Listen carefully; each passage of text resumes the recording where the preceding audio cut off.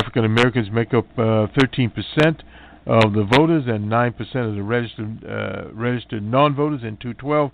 In other words, African American voters actually made up a larger percentage of voters who cast a ballot than those who did not in 2012. Actually, this is vary also in states. He didn't get into this, and we'll look at it. Non-voters were younger than the electorate, and no doubt about that. Large numbers there. Probably didn't help Clinton, and this again back to the current current population survey. In any words, this probably didn't help her. It was harmful to her. A group, let's see, voting pattern, older group. DJ Trump won them by 12%. And a younger group won by Clinton by 30%. Those voters isn't as large as between of course, obviously racial groups. More harmful for Clinton was which young voters stayed home. Oppressed minorities, amongst those European voters 18 to 29 years old, made up 30% of the voters who did not participate in the November election. Among Latinos, that climbs to 43%. Among African Americans, it was even higher, 46%. That was a stone. Younger African American voters are more likely to support Bernie Sanders in the primary, and that was the difference between younger African American voters and older African American voters. We were not in that trend. But in 2006, they weren't missing.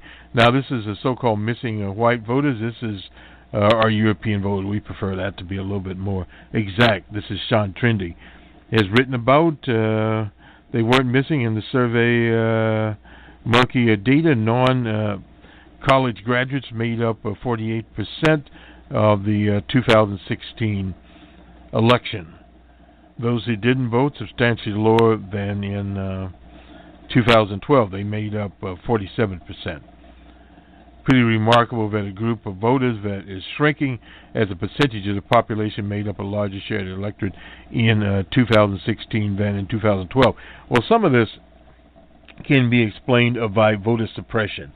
In Wisconsin, under the administration of Boss Walker, a lot of suppression in the areas where there were large amounts of African American voters. Also in Madison, where there were younger voters there. In Milwaukee, in particular, over 100,000 votes were suppressed there, and also young African Americans simply did not turn out in Milwaukee. So this sets the stage here. Let me see if we can.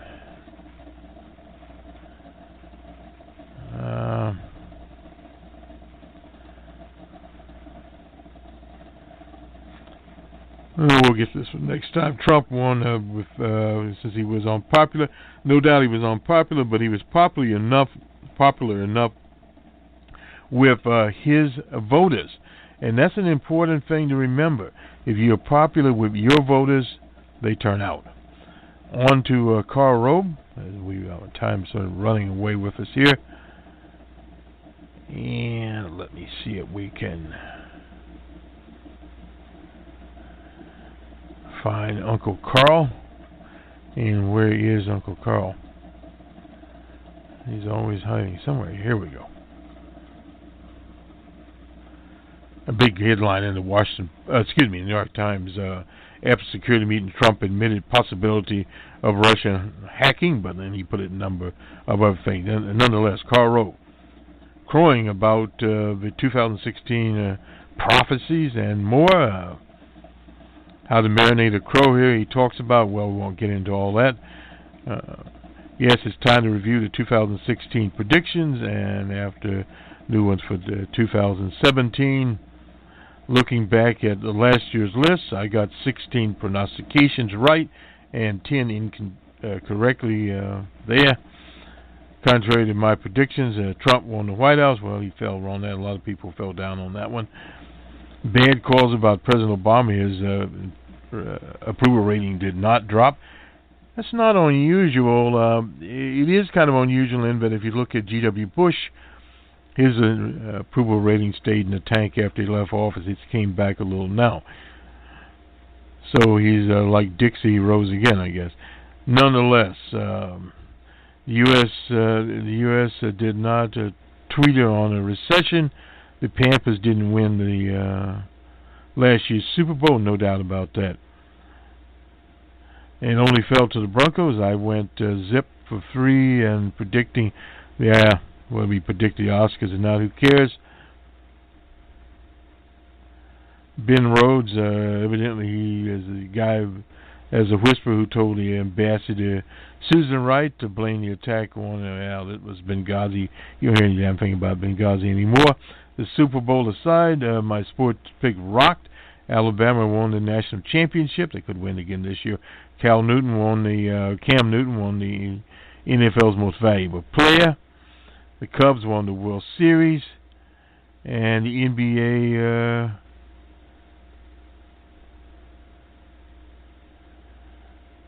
Golden State Warriors. Now, for the 2012, Trump will tweet more often. Will hold full-scale news conferences, hardly ever. Well, he won't need to. Everybody already knows him. The president's nominees and the Senate will confirm someone to replace the late right-winger Anton Scalia, otherwise known as Scale in Italian. So what else is new? Yeah, he'll get those through there. Trump campaign plans will phase out the double taxation U.S. business on profits abroad. Well, they were talking about that. Now, let's see. Congress will raise the debt ceiling. Well, they always do. It won't be pretty, no doubt about that. And tariffs, infrastructure spending. There probably won't be as much hullabaloo about infrastructure spending as some people think. The funding mechanism for the Consumer Protection Agency, which draws money directly from the Federal Reserve at its discretion, will be shut down in court. Well, maybe in court, but not anyplace else. Sanctuary cities that refuse to turn over what he calls criminal aliens will be forced to comply. They will not. Arrest violent, illegal will rise. Illegal aliens, he call them. Well, they're already rising.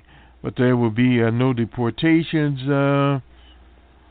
Forced roundup of millions of undocumented workers, not millions, but there could be up to 100,000, literally. And to the wall. Mexico won't pay for it. A compromise for the dreamers brought here. Well, they have to do something about children that arrived here. And he's talking about Ed Gillespie will be elected governor of Virginia. Well, that's a long shot there. I doubt it very seriously. But we'll have to wait and see some polling for that. Nonetheless, that does it for Uncle Carl. On to ESPN, the length of college football games. They are now about 3 hours and 30 minutes. They'd like to shorten them up, but in college you do have marching bands. So do you get rid of the marching bands or not? Who knows? On we go to the NBA scores last night. And see where the NBA is. We have some playoff games coming up today also in the NFL. The T-Wolves were at the Wizards in D.C., 112-105. Wizards over T-Wolves. Rockets and Magic. Rockets 100-93. 76ers and Celtics in Boston. Celtics 110-105. The Cavaliers and Mets in New York. Cavs 116-108. The Knickerbockers and Bucks in Milwaukee. The Bucks pull one out, 116-111. The Heat and Lakers in Los Angeles. The Lakers won 127-100. In overtime, this is one that got away from the Warriors. Grizzlies pulled it out 128-19. And finally, the LA Clippers at the Kings at 106-98 over the Kings. And let's take a quick look at the NFL and the playoffs. Of course, we have the Cowboys, we have the Giants, the Eagles, and Washington, as it's in the East. And well, anyway, those are who won the divisions, I suppose. Nonetheless, playoffs. All right. They'll have live coverage here, and to get to it, Raiders at Houston. Most of the pundits have predicted that Houston will win the game over the Raiders at Houston. That's the AFC wildcard game. And the Dolphins and Steelers, they have the Steelers up there over the Dolphins. Wildcard game on Sunday. The Lions and Seahawks in Seattle. Some people favor the Seahawks over the Detroit Lions. And New York will be at Green Bay. A majority of people look at Green Bay as pulling this out, but yet some favor the Giants for their defense. We'll see how it turns out. We don't really have one here at this point in time. So we'll see what happens there. Will the pack be stopped at Lambeau Field? Well, we don't know at this point in time if they'll be sent home to watch it on the TV and or not. The Giants could do it, but if they do it, it'll be on defense. I don't think Eli Manning will pull it off, but who knows? If they can shut down Mr. Rodgers there, they are at home with it. Sometimes we just don't know on these things. But we could see. We'll return with the Monday morning quarterback on Monday morning. And we have numbers, man, very interesting things. Some jobs numbers out there, not as good as last month, but they'll work, as one would say. And we'll look at other things, what Trump will do to, quote-unquote, with his little tariff program. Some of the retailers that have been hurt, like Macy's, that are laying off people left and right, or right and left, however you want to put that in. And the booksellers, some of those people are closing stores as Amazon has moved on there. In fact, Amazon is now literally printing books in some of their distribution centers. So in other words, we see the change of landscape, and we're talking about that, where the jobs are. Some people have predicted up to 40-something% of the jobs will disappear within 5 to 10 years that are now there, no doubt about that. Other jobs created. Tesla will hire from, I think, 20 to 30,000 people in total. The ecosystem out in Reno, Nevada, with their new battery plant online there. They'll have batteries. Used to buy them from Panasonic. Now they'll be making them in the USA, as my pal Mr. Jones down in Australia would say. So some things are coming around, but what we're seeing is some jobs are saved, some jobs disappearing, and we'll look to self-driving cars, self-driving trucks, etc.